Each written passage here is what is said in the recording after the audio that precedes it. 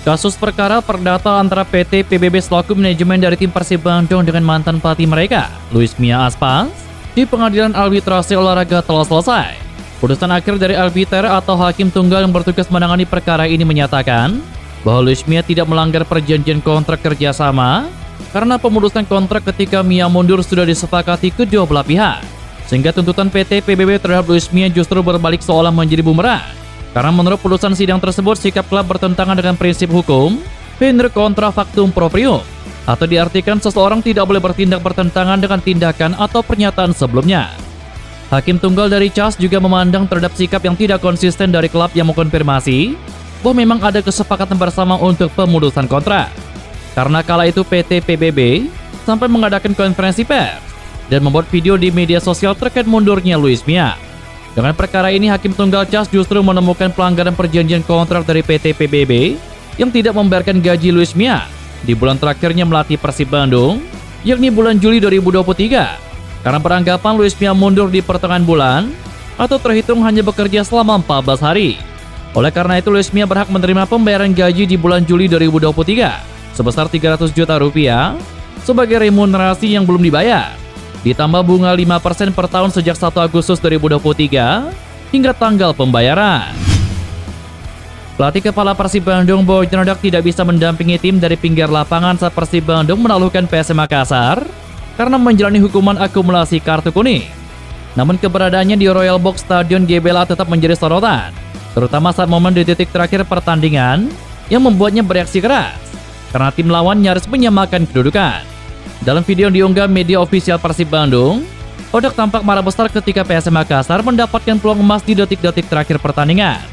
Ketika ditanya soal reaksinya, ia enggan menyebutkan secara langsung siapa pemain yang menjadi sasaran kemarahannya. Meski enggan menyebutkan nama, namun pemain yang dimaksud Bojan Hodak adalah Edo Febriansyah. Pada momen tersebut, Edo terlihat kehilangan konsentrasi dan gagal menutup pergerakan Ricky Pratama yang dengan bebas menyundul bola hasil umpan silang Victor Luis. Sundulan Ricky nyaris berbuah gol. Beruntung bola tandukannya masih melebar tipis di sisi gawang Persib Bandung yang dijaga oleh Kevin Mendoza. Tak lama berselang, wasit utama pun meniup peluit panjang tanda pertandingan berakhir. Menit terakhir, tanya fullback kiri saya, kenapa saya marah? Untungnya mereka tidak mencetak gol. Kalau tidak, dihabis. Saya meneriaki namanya, tetapi mereka potong videonya. Tetapi Edo tahu, Anda bisa lihat ekspresi mereka dan tahu siapa yang saya maksud, kata Bojan Hodak. Dalam keseharian, pelatih fisik Persib Bandung Miro Petre dikenal sebagai sosok yang ramah dan juga humoris. Ia dikenal sangat akrab dengan orang-orang di lingkungan tim Persib Bandung dan sering bergurau bersama mereka. Namun ketika sesi latihan, terutama ketika latihan fisik dimulai, dirinya berubah total. Miro merupakan sosok pelatih yang sangat serius dengan metode latihan fisik yang cukup keras dan juga intens. Metode kerja yang disebutnya old school tersebut terbukti berhasil, karena dalam 1,5 musim ia menangani tim Persib Bandung, kualitas dan kondisi fisik para pemainnya tergolong stabil dan juga kuat bermain hingga 90 menit lebih. Menurut pelatih asal Kroasia tersebut, ada waktu untuk bersenang-senang dan ada waktu untuk bekerja serius. Ia menekankan bahwa pendekatan ini sudah dipahami oleh para pemain dan mereka bisa beradaptasi dengan baik. Ya, tentu saja, bagi saya, pekerjaan ini adalah pekerjaan yang saya cintai. Ini adalah pekerjaan terbaik di dunia, jadi saya menikmatinya. Ketika waktunya bersenang-senang, kami bersenang-senang. Tetapi saat waktunya bekerja, kami harus bekerja. Para pemain memahaminya, dan mereka juga bisa beradaptasi dengan gaya saya, dan mereka senang dengan ini, kata Miro Petre. Latihan fisik berat yang diterapkan oleh asisten pelatih Persib Bandung Miro Petre dalam sesi latihan menjadi suatu hal yang sangat menarik. Sejumlah pemain tampak kelelahan setelah sesi tersebut karena intensitas latihan yang sangat tinggi.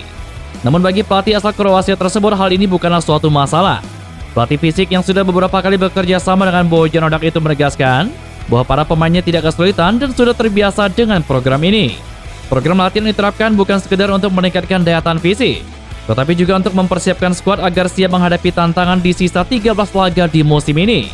Ia juga mengungkapkan bahwa ia memang menggunakan metode old school atau tradisional yang dikenal keras.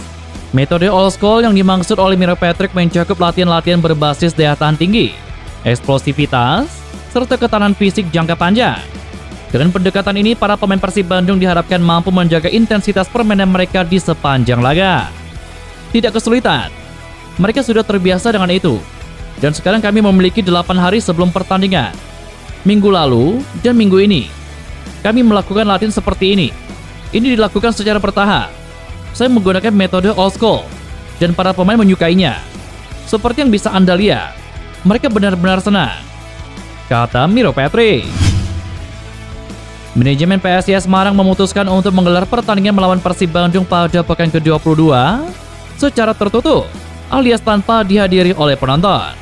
Menurut jadwal, duel antara PSIS Semarang kontra Persib Bandung ini dijadwalkan bergulir di Stadion Jatidiri Semarang pada Minggu 9 Februari ini, pukul 19.00 waktu Indonesia Barat.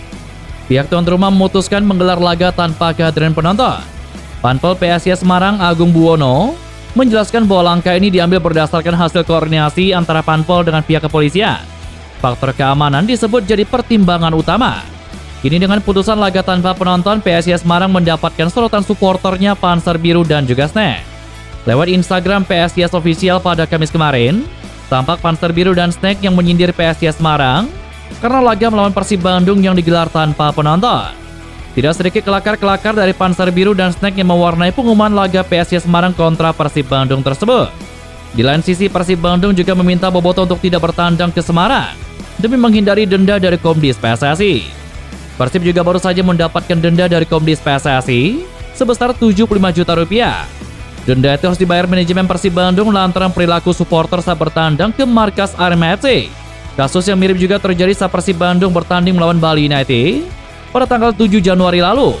Saat itu Persib Bandung juga didenda 75 juta rupiah akibat supporter mereka datang ke stadion lawan serta menyalakan flash. Ciro Alves, Beckham Putra Nugraha, dan Henen Herdiana memberi kabar buruk untuk Persib Bandung. Ketiganya harus berurusan dengan tim medis. Nasib tidak baik dialami Persib Bandung. Dua pemain andalannya yakni Ciro Alves dan Beckham Putra Nugraha masuk daftar penanganan fisioterapi. Tidak hanya Ciro dan Beckham, Hen juga dalam masa penanganan. Sehingga ketiganya harus menjalani latihan secara terpisah saat Persib Bandung menggelar latihan di Stadion GBLA pada Selasa kemarin. Pelatih Persib Bandung Bowo Jeranak membenarkan kendala yang dialami ketiga pemainnya tersebut. Salah satunya Hen yang harus berada di sisi lapangan karena mengalami sakit gigi hingga terjadi pembengkakan. Kemudian soal David da Silva, pelatih asal Kroasia ini mengaku sedikit lega. Pasalnya striker andalannya itu sudah mulai membaik setelah sebelumnya mengalami kendala di bagian otot pahanya. Beckham melakukan latihan recovery bersama fisioterapi dan Ciro ada infeksi di kakinya. Tetapi besok saya rasa Beckham dan Ciro sudah kembali. David sudah kembali berlatih, mungkin di 80-90%, oke.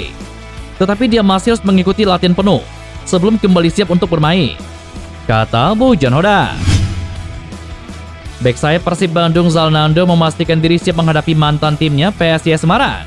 Zalnando mengaku kondisi timnya sangat siap setelah menjalani latihan fisik yang cukup intens di Stadion GBLA Bandung pada Kamis kemarin. Meski latihan fisik cukup berat, Zalnando menekankan bahwa hal tersebut adalah bagian dari upaya tim untuk mempertahankan tren positif, sekaligus demi meraih target juara pada musim ini. Terlebih lagi, tim kepelatihan Persib Bandung diakui Zalnando dipastikan sudah melakukan analisis secara menyeluruh terhadap kekuatan tim berjulukan Maestro General tersebut. Zalnando menyebutkan bahwa PSIS Semarang adalah tim yang sulit diprediksi, dengan banyak pemain berbahaya seperti nama Septian David Maulana dan Paulo Gali Freitas yang dikenal memiliki kecepatan di lini depan. Meski demikian, PSIS Semarang sedang menghadapi beberapa kesulitan dan juga masalah internal. Zalnando menegaskan bahwa Persib Bandung tidak bisa bergantung kepada situasi lawan. Dengan latihan fisik yang cukup berat 2 minggu terakhir, Zalnando menyadari tantangan yang dihadapi oleh tim. Namun ia menegaskan bahwa untuk meraih gelar juara, pengorbanan adalah hal yang harus diterima. Tim pelatih pasti sudah menganalisis pertandingan PSIS. Mereka sudah membuat video analisis. Jadi tidak perlu ada bocoran dari saya. Kami harus tetap fokus kepada internal tim. Target kami adalah juara. Jadi kami tidak bisa bergantung pada keadaan tim lawan atau faktor eksternal lain. Semua tergantung kepada hasil latihan dan juga performa di lapangan. Memang berat, tetapi ini adalah resiko yang harus dihadapi jika kita ingin menjadi juara, kata Zalnando. Dua pemain Persib Bandung, Ahmad Agung Setiabudi dan Girvan Castana, dituntut untuk meningkatkan daya tahan fisik agar bisa lebih kuat berlari sepanjang laga. Pelatih Persib Bandung Bowo Jeranak menilai Ahmad Agung merupakan seorang gelandang yang kemampuan ball keeping yang terbilang baik. Tetapi level fisik Ahmad Agung belum ideal sehingga masih perlu digenjot. Kondisi itu juga dialami oleh Girvan Castana. Ahmad Agung bagus ketika dengan bola. Satu hal menurut saya adalah dari fisiknya, karena harus diperbaiki. Sama juga dengan Kasta. Keduanya secara fisik harus berada di level yang tinggi. Lalu setelah itu, kami memiliki dua pemain bagus, kata Bojan Hodak. Sejak bergabung di putaran kedua Liga 1 musim ini, Ahmad Agung dan Girvan Castana selalu dimainkan sebagai pengganti. Sementara itu Ahmad Agung mengaku dia berjuang cukup keras untuk mencapai level kebugaran fisik yang ideal. Ahmad Agung pun mengakui, salah satu masalah yang harus dia atasi saat ini adalah bobot tubuhnya, karena masih harus dikurangi.